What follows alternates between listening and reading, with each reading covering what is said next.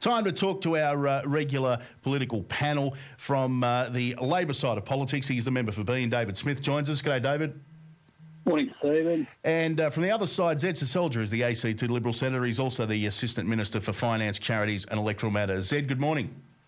Good morning, Stephen. Morning, David. Now, I want to start with you, Zed. The $1.2 billion settlement over this Robodebt class action. Now, in essence, I don't have a problem with what the government was trying to do with Robodebt, and that is to, streamline is not really the answer, but make sure that welfare recipients were all above board. But how do you get something so wrong?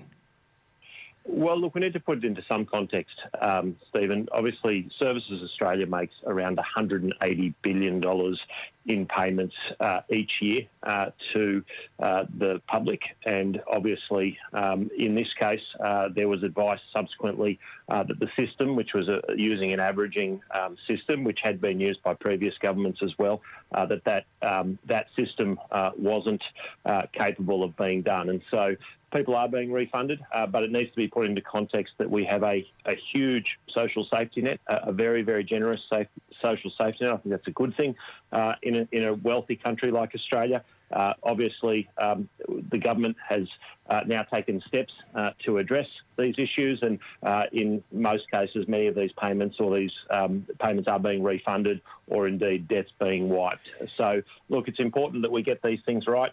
There's no doubt that we want to make sure that when taxpayers' money is being used, it's used wisely. It's only paid to those who are entitled to it. But obviously, when we deal with issues as they arise, we correct them. David, Zed makes a good point that it is $180 billion and it's a lot of money that is being dealt with on an annual basis. But subsequent governments never seem, given that it is almost our single biggest expenditure, why have governments reluctant to tighten up around the edges and make sure that we actually get our welfare payments 100% right? Well, Stephen, firstly, let's not be under any illusion about what's happened here. The settlement day yesterday for approximately 400,000 class action members is both the most costly involved for most people of any settlement by an Australian government, and it's a small measure of justice for victims who've been treated terribly by this government. And I guess the real concern here, Stephen, is where is the responsibility being taken for a program which, for some time we know, was illegal? And I guess, when exactly was Stuart Robert or his predecessor told that it was illegal, and why did they ignore that advice? And why didn't they check it properly about the legality at all before unleashing it on an unsuspecting public? And David, I don't think anyone's got a problem with. These are all good questions, but I'm looking at it more from a fundamental perspective, is that governments of both political flavours have never really bothered to tighten up our welfare system so that we're not seeing this slipping through the cracks. It is $180 billion. Why are we even, why do we get ourselves into a situation where we have problems like this when no side of politics wants to tighten the rules up? Well, I think they do, and the lesson here is do it properly, and don't make shortcuts which seem to be focused more on reaping money back to the budget rather than being properly legal.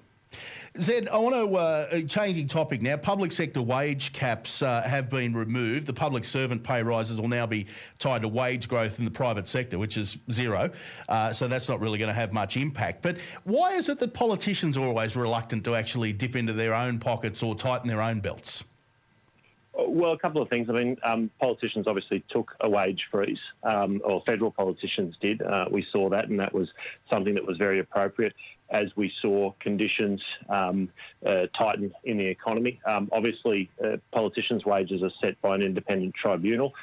When it comes to public sector wages policy, I think that this is a fair balance. What I'm very hopeful for, and as the economy grows, we will see wages growth above the 2%. And, we've seen in the past that, in fact, the CPSU has been arguing that in some cases public sector wages have been left behind private sector wage growth. Well, this will remove that impediment, and where the economy is growing, which we anticipate it will grow very strongly in years to come, and we see wages growth following, then Commonwealth public servants will be able to share in that wage growth as well. So, look, I think it balances the realities that we need to strike, and it does give the incentive. It certainly gives, I think, the expectation that as the economy grows and as private sector wages grow, that public sector wages won't be left behind here in Canberra and in other places. David, I'm not one of these people that thinks politicians are paid too much. I think, if you're going to run the country, you should be paid accordingly. But I don't think you'd find anyone in Australia that thinks any of you have earned a pay rise in the last decade or so. What's stopping you from saying to the Independent Tribunal, guys, we don't deserve this pay rise? Look, Stephen, certainly that is a position that can be put to the Independent Tribunal, and the Independent Tribunal is still going to be within its remit to come up with a different outcome. Look, on a positive note, though, Stephen, I just wanted to say that I think it is actually good that we're moving away from an arbitrary salary cap on pay. So actually looking at least linking it to some other measure in the economy. And I think that's a positive thing. As someone who has been through wage bargaining in the public sector for 10 to 15 years, I think that it's been a really hard part of government policy, and it's the amount of productivity that's been chewed up for not delivering pay increases. At least this is a bit of a better approach. But personally, what I'd like to see is if we can actually tie politicians and heads of agencies to the outcomes of a remuneration tribunal, why can't we actually do that with the whole of the public sector workforce? I want to stay with you for a moment, David. The gift that keeps on giving at the moment is Joel Fitzgibbon's resignation from the front bench. And Joel's a regular on this program and somebody that I've had a lot of admiration for a long time. But, geez, he's really exposed some problems that you guys have got on your side. How does Anthony Albanese maintain... how does he not become a lame duck leader, given that there is this sizable split on the Labor side of the House? Stephen, both you and your listeners know that Joel's not backwards in coming forward, but it's worth saying that he's had this retirement from the front bench planned for a while, and he's now using that freedom to have a say, and I think that's an appropriate way to handle this circumstance. The reality is there's little difference between the views of members across caucus. Members across caucus are all determined to keep our focus on jobs, whether that be from the resources sector, whether that comes from investment in renewables and technology. And at the same time, we're focused on holding the government to account for their failures, such as JobMaker, such as the billions of dollars that we're seeing go out the door on contractors, on Robodebt. Look, I think, there comes a time where you can have some freelancing, but if you're in the shadow cabinet, then it's fair that this be resolved in a way. And I think now Joel's got the capacity to go out, work hard as he always does in the seat of Hunter, and also have the capacity to provide his views. Zed, I want to talk, because this also affects your side of politics. It's fair to say that Albo literally is the member for the Marrickville Latte Sippers. So if indeed he does wake up and start to listen to somebody like Joel, who's out in the regions and represents Labor's true base, you guys have got to counteract that somehow.